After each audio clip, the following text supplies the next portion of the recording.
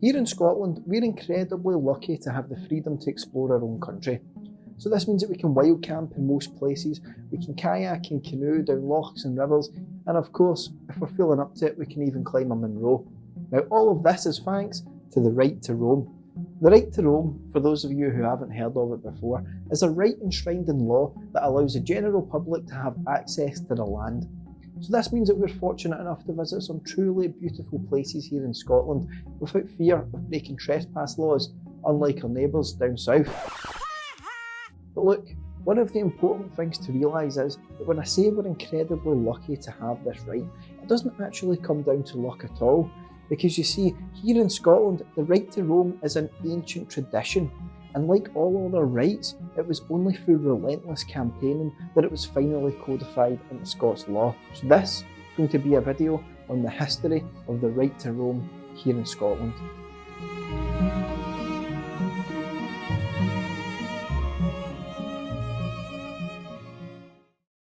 Nowadays, it's hard to imagine Scotland without the right to roam. I mean, I can hardly scroll through Instagram on a Sunday morning without seeing somebody at the top of a Munro gloating about how fresh they feel. That, however, is an absolutely fair trade-off to have if it means that we have the freedom to explore our own country. However, it wasn't always like this.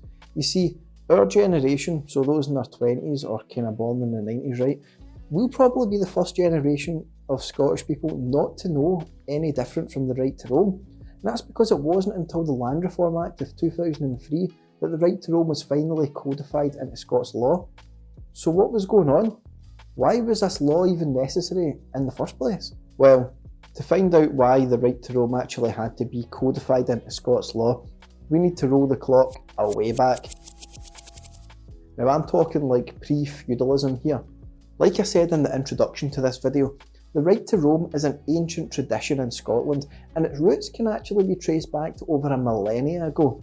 See, before the 11th century, land was viewed very differently than it is now.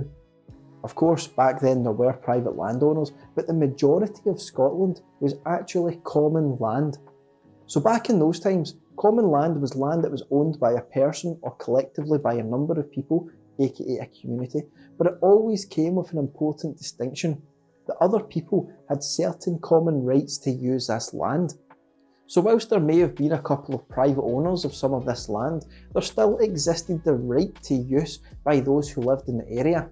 Now there were different kinds of common land found all over Scotland, but the most common form of this model was commonties.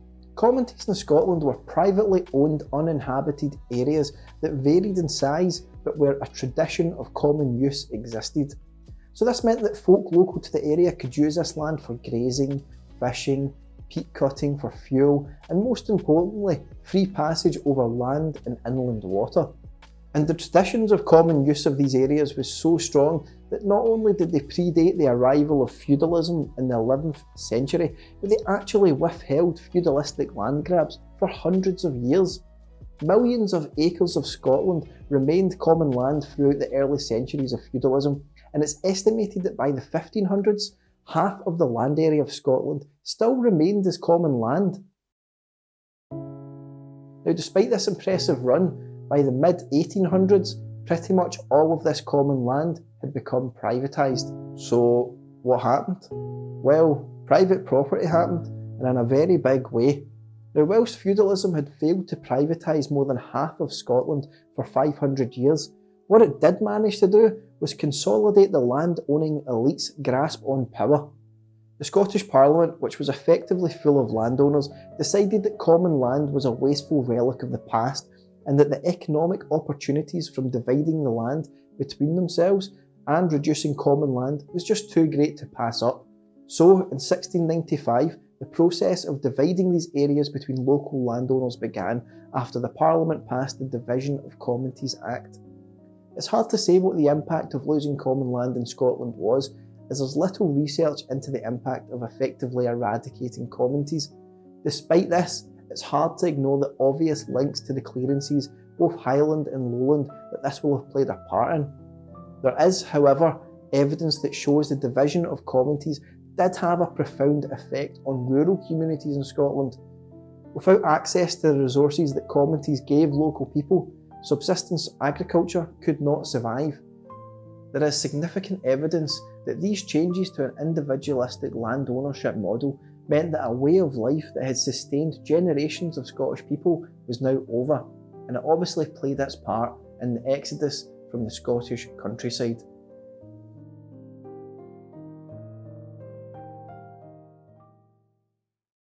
But the story doesn't stop there, because despite the fact that a majority of Scotland was now owned by a tiny number of people, the Scottish people weren't going to take this lying down.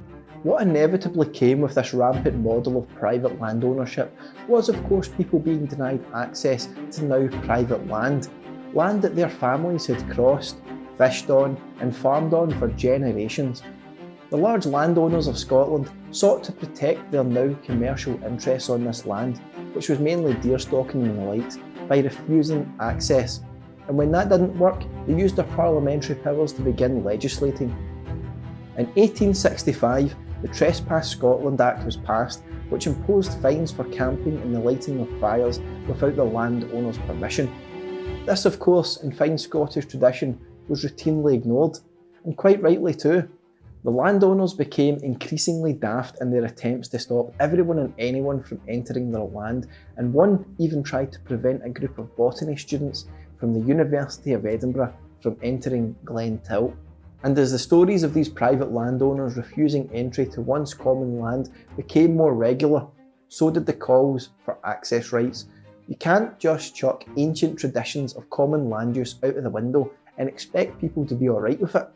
The political campaign for public access entered the political arena for the first time in 1892 when Liberal MP James Bryce submitted the Access to Mountains Bill before Westminster Parliament. When presenting his bill, he accompanied it with a speech in which he spoke about a well-known and frequently used footpath over a beautifully wooded hill in Braemar, which had been used without interruption for years but was finally closed by the landowner. He went on to then say, "I hope that the impression made by the closing of this pathway, the only walk in the neighbourhood except the dusty high road, has roused the feeling of the people of Scotland, and to some extent, I hope, of the people of England, to a sense of the hardships visitors to Scotland have to undergo, and to the kind of spirit in which landlordism exercises its rights. The attempt to exclude people from the hills is used indiscriminately, whatever the object or purpose of the pedestrian may be. If the object was merely to keep off people in pursuit of game, something might be said, but it is not so.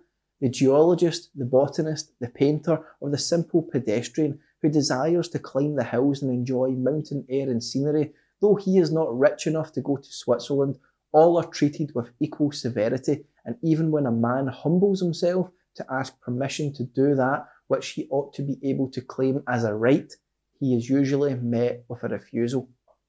Despite this eloquent speech, the bill was voted down, and every further attempt would be voted down too. As such, the people of Scotland were left in a bind where they could not democratically alter the access rights of their own nation. And this continued for over 100 years until the entire game changed in 1999 when Scotland finally reopened their own parliament after almost 300 years. Now, just 4 years after the opening of the Scottish Parliament, the Land Reform Act of 2003 was submitted, which included access rights across a vast majority of Scotland. Guided by the principles of responsible access, the access rights included in this bill are some of the best in Europe, and thanks to this, anyone in Scotland can once again enjoy the ancient tradition of passing through the land and inland water without fear of let or hindrance by any landowner. Now, as amazing as the right to roam is, I feel like it's opened my eyes to two extremely pressing issues here in Scotland. The first is how unequal the system of land ownership is in Scotland. The right to roam wasn't the only benefit from the Land Reform Act of 2003, as we saw the introduction of community right to buy schemes, and the bill does have sections that focuses heavily on community land ownership. However, it can still be argued that this bill hasn't gone far enough in dismantling the feudalistic system of land ownership that still exists in Scotland today. Over half of rural land in Scotland is still owned by 500 people, meaning that whilst we have the best access rights in Europe, we still have the most unequal land distribution in Europe too. The second is just how ecologically desolate our country is.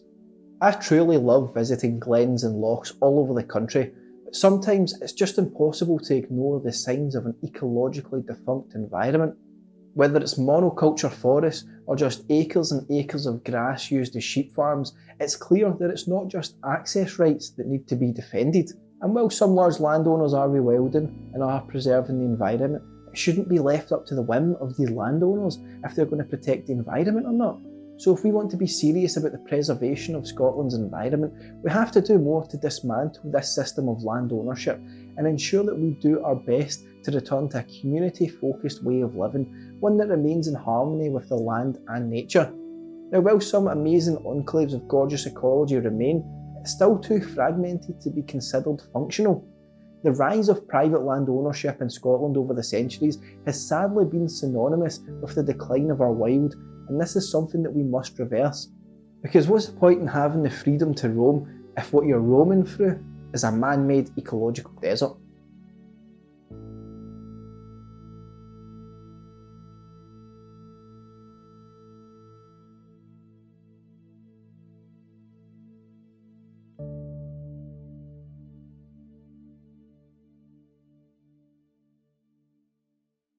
If you've made it this far in my video, then thank you so much for watching. I really do appreciate it. Now, if you want to support the channel, you can check out our Patreon, or you can buy me a coffee in the link below. But yeah, thank you so much for watching again, and I'll catch you after.